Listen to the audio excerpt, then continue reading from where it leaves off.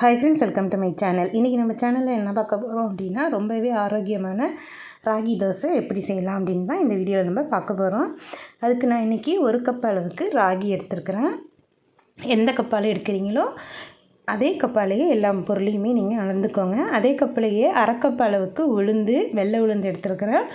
இது கூட 1 ஸ்பூன் அளவுக்கு வெந்தயம் சேர்த்துருக்கிறேன். 1/2 கப்பு அளவுக்கு பார்த்திங்க அப்படின்னா அரிசி சேர்த்துருக்குறேன். நீங்கள் அரிசியை வந்து 1க்கு 1 போட்டுக்கலாம். இந்த மாதிரி போடும்போது பார்த்திங்க அப்படின்னா ராகியோட அளவு நல்லா நிறையா இருக்கும், உடம்புக்கும் ரொம்ப நல்லது.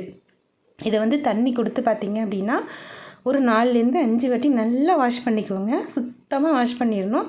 வாஷ் பண்ணிவிட்டு இதை ஒரு 5 மணி நேரம் கிட்டக்க நம்ம வந்து ஊற வைக்கணும்.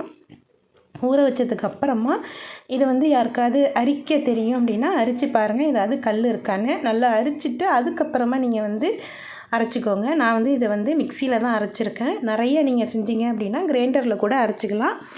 மிக்சிலேயோ கிரைண்டர்லேயோ நல்லா நைஸாக பார்த்திங்க அப்படின்னா அரைச்சி எடுத்துக்கோங்க. கண்டிப்பாக ஒரு 4லேருந்து 5 மணி நேரம் ஊறி இருந்துச்சு அப்படின்னா தான் அரைக்கிறதுக்கு உங்களுக்கு நல்லா வரும்.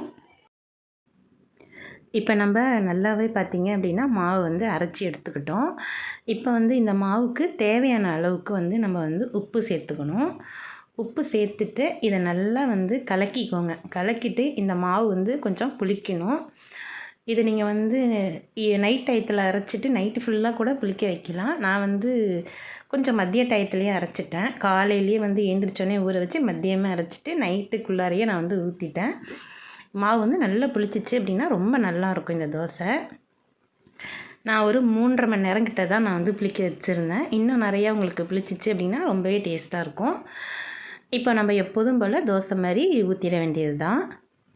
நீங்கள் எவ்வளோ மெல்லிசாக வேணாலும் இந்த மாவில் வந்து தோசை ஊற்றலாம், எவ்வளோ மொத்தமாக வேணாலும் ஊற்றலாம். இதில் நீங்கள் வந்து விருப்பப்பட்டீங்க அப்படின்னா வெங்காயம், பச்சை மிளகாய், மல்லி எல்லாம் கூட சேர்த்து கூட தோசை ஊற்றலாம். இன்னுமே டேஸ்ட்டாக இருக்கும். நான் இன்றைக்கி சாதாரணமாக ஊற்றிருக்கிறேன். இது வந்து நான் வந்து கிறிஸ்பியாக ஊற்றிருக்கிறேன். நீங்கள் வந்து அரிசியை வந்து இந்த அளவில் கொடுத்தீங்க அப்படின்னா நீங்கள் எப்படி வேணாலும் தோசை வந்து ஊற்றி எடுத்துக்கலாம். இது நல்லா எண்ணெய் கொடுத்துட்டு அதுக்கப்புறமா ஈஸியாக வருது பாருங்கள், நல்லா கல்லில் ஒட்டாது. 2 பக்கம் நல்லா வந்து குக் பண்ணிவிட்டு அதுக்கப்புறமா நீங்கள் வந்து சாப்பிட்லாம். ரொம்ப டேஸ்ட்டாக இருக்கும், உடம்புக்கு ரொம்ப ஹெல்த்தி. குழந்தைங்களுக்கெல்லாம் கொடுத்தீங்க அப்படின்னா விரும்பி சாப்பிடுவாங்க.